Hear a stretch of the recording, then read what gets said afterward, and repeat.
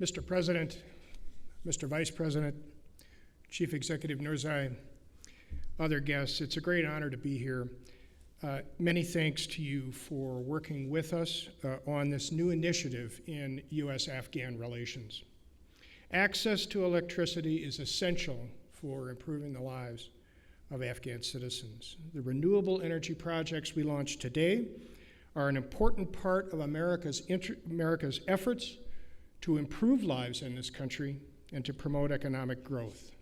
They reflect America's long-term commitment here and our interest in a strong private sector that can further drive opportunity, prosperity, and growth in this country.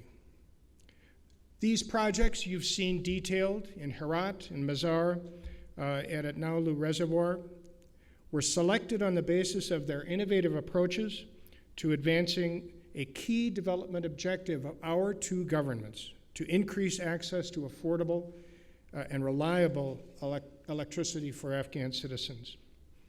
They will be funded jointly by private investor developers that are here today and the U.S. Agency for International Development. This public-private partnership will, as was noted, provide 110 megawatts of electric power for 1 million Afghan citizens in their homes and businesses. I thank and recognize 77 Construction Corporation, the Phelan Group, and Quattro Construction for their partnership with us and with Afghanistan and with DABS in this project. Just as important as the investors' pieces are the commitments made by the government and DABS to provide land, customs exemptions, licenses, and environmental permits, and to purchase electricity from the independent power producers who will operate these investments. This joint government-to-government and public-private work to develop renewable energy resources, economic growth, and the private sector befits the U.S.-Afghan enduring partnership. The United States has strongly supported this country for 19 years. We will continue to do so.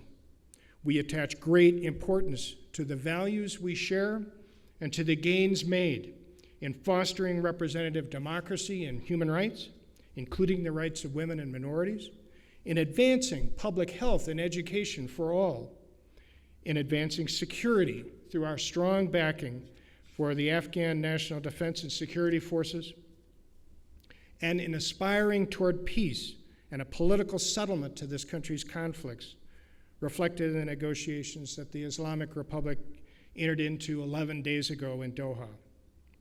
No one should doubt the strength of these common interests and of the bonds that our two countries have forged. The United States will continue to strongly support the Islamic Republic and the Afghan people toward peace and security, economic prosperity, better lives for Afghans, where I started, and rights and opportunity for all. My congratulations to all those who did the work on this at our Agency for International Development, at DABS, and the private firms that are involved. Thank you all very much for what you're doing here. Thank you. Bismillahirrahmanirrahim. Vice President Saleh, all Afghan colleagues, Ambassador Wilson, all US colleagues, members of the private sector, all present. Bismillahirrahmanirrahim. Assalamu alaikum wa rahmatullahi wa barakatuh. It's a pleasure to see investment in the energy sector. This is product of a legal framework where now production, transmission, and distribution all are open to the private sector. Brishna is in the process of being unbundled to allow for major and hopefully massive investment in the energy sector. I'd like to thank first all our colleagues in the international community, particularly USAID, for working with us and working with Brishna to make a vision of a unified grid, national grid possible. We're close to that and highly appreciate the investment of the USAID in the transmission lines in the system. We now have private sector participation in natural gas, in hydro, in solar, and we equally have participation of the private sector in running the energy system of an entire province, the Badakhshan. Additionally, we are delighted with the forthcoming partnership with Fortescue, where we envisage production of 20,000 megawatts of power from hydro. The realization of that vision would be truly transformative for Afghanistan. What the recent investments are showing is that God not only granted us $1 trillion in mineral resources, but 23,000 megawatts potential in hydro, 75,000 megawatts potential in wind, and the massive 220,000 potential in solar. Our vision for energy is twofold. One, to become the energy roundabout and a hub between Central Asia and South Asia, hence the North-South, East-West lines, and particularly CASA, TUTAP, TAPI, TAP, and related. But the second is to become a hub of production and green energy. And I think this allows us to move forward. Energy is the infrastructure of infrastructure. Without energy, we cannot, without reliable, affordable energy, we cannot become an exporting country. Our agriculture is immense potential. We could easily export 4 billion a year from agriculture. 4 commodities alone could give us an export market of $4 billion. We are in the middle, let's not forget, we are in the middle of 3 billion people. And it really takes failure of imagination not to become an exporting country. Equally, our lithium is key to the development of 21st century solar car and related industries. And we are the Saudi Arabia of lithium. Both mountain lithium and ancient lakes are providing a ground. Additionally, the description that Afghanistan is the Mandalay table every day is becoming more a reality.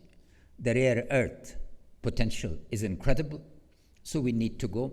And related to that, not to forget the other end, is the immense marble deposits of this country, 40 colors at least, and in billions, over 1 billion tons.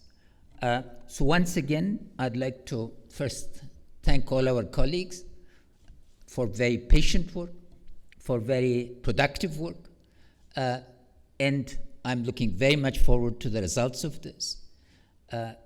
Again, customer satisfaction is essential, and I hope that from customer satisfaction, you also have gotten that the partner satisfaction and in the both double sense, our international partners, particularly Mr. Ambassador at the United States, our foundational partner, but the private sector.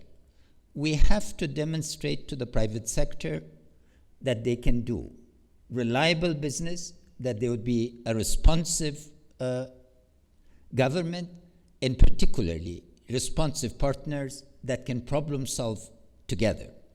And let me thank Vice President Saleh again for his very productive role in bringing the voice of the private sector continuously.